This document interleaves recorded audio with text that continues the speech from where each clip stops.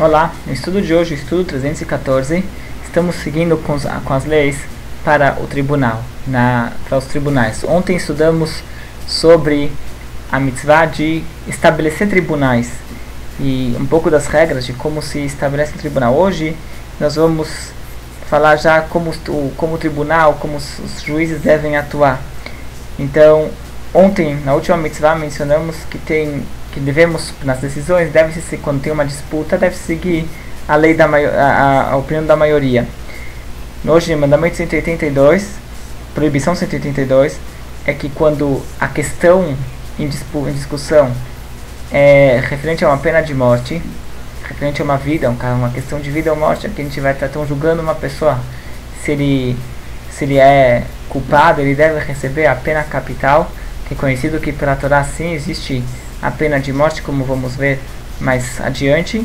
Então, nesse caso, não basta seguir a opinião da maioria, tem que ir um pouco mais a fundo. Não basta se tem no tribunal vamos dizer assim, são 23 pessoas, 12 são a favor da pena de morte e 11 contra.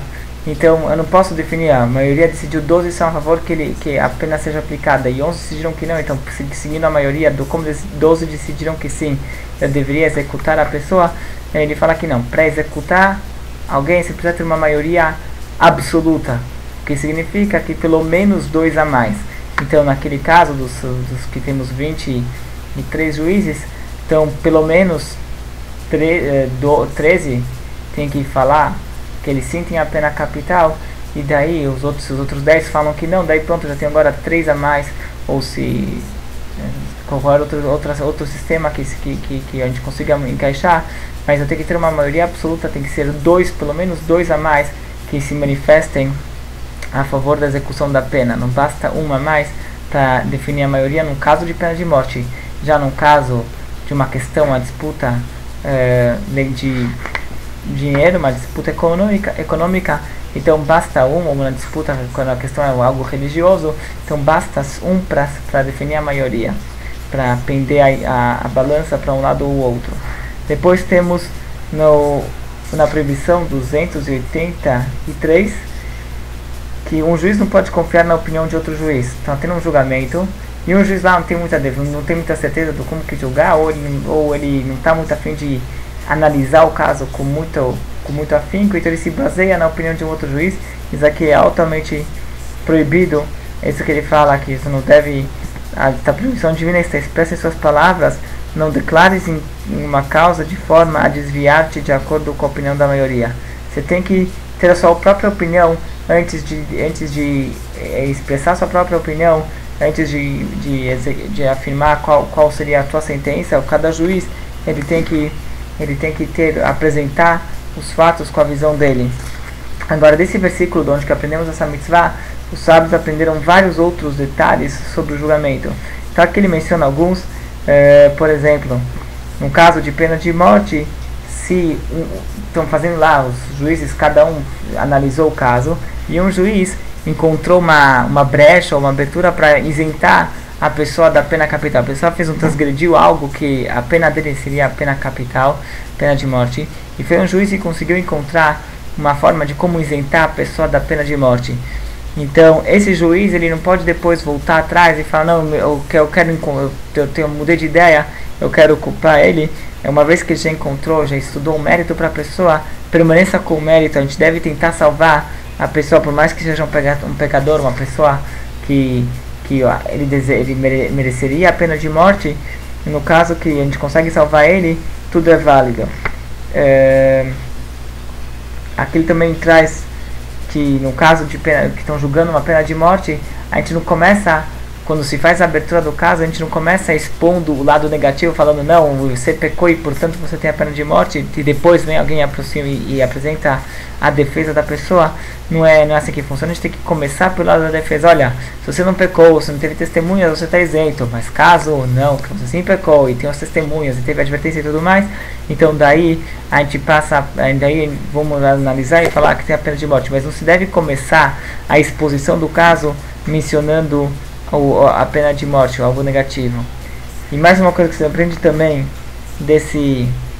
dessa lei é que se o cara saiu isento, uma pessoa que estava sendo julgada por pena de morte, ele saiu isento do tribunal, que isentaram ele, não se deve trazê-lo de volta para culpar ele e para punir. Ah, não, consegui mais 2 provas ou mais alguma evidência para sim puni-lo. A gente não deve trazer a pessoa de volta para julgá-lo para pena de morte.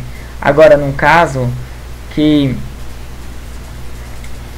no caso econômico, que um valor econômico, então a disputa é econômica, então já não tem mais uma coisa tão óbvia assim, quem eu ganho, um lado está ganhando, outro lado está perdendo, então você traz a pessoa de volta, porque tem que acertar essa disputa. Se é uma disputa de dinheiro, você tem que acertar ela até o final. Se alguém vai chegar contra as 2 provas, então você volta o caso. Mas no caso de pena de morte, uma vez que a pessoa saiu isenta, a gente não traz ele de volta. Agora, se ele saiu culpado e alguém conseguiu, antes de executarem a pena, alguém conseguiu trazer uma prova para isentá-lo, então a gente deve sim isentar ele da pena. Depois temos o mandamento 229 e 228, aqui já começa as leis sobre as punições que o Beit Din, que o tribunal aplicava. Então ele começa pelas penas de morte.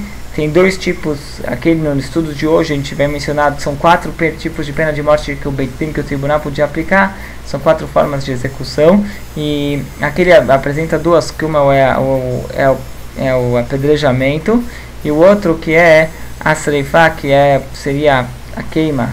Só que na verdade, para quem que for analisar e procurar nas fontes como que funciona cada uma dessas aplicações, não é como a gente entende o apedrejamento, que a pessoa é apedrejada viva, ou no caso da queima, que ele é tirado de uma fogueira.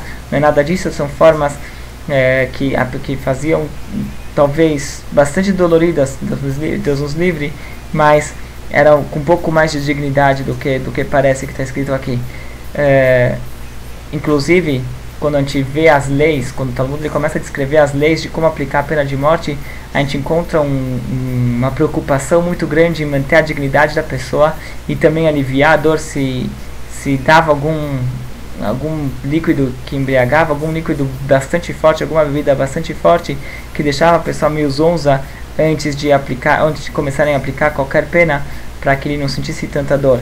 Mas é conhecido que a pena de morte, as punições da Torá não são punições, não são castigos punitivos, na verdade são castigos purificadores, que eles trazem a purificação da alma dessa pessoa. Ele tem que passar, Deus os livre, se ele pecou e tudo mais, ele tem que passar por esse processo para conseguir a purificação da alma dele. Então aqui a gente tem nas 2 mitzvot, as últimas 2, a gente tem a aplicação de 2 formas de pena de morte mencionadas na Torá.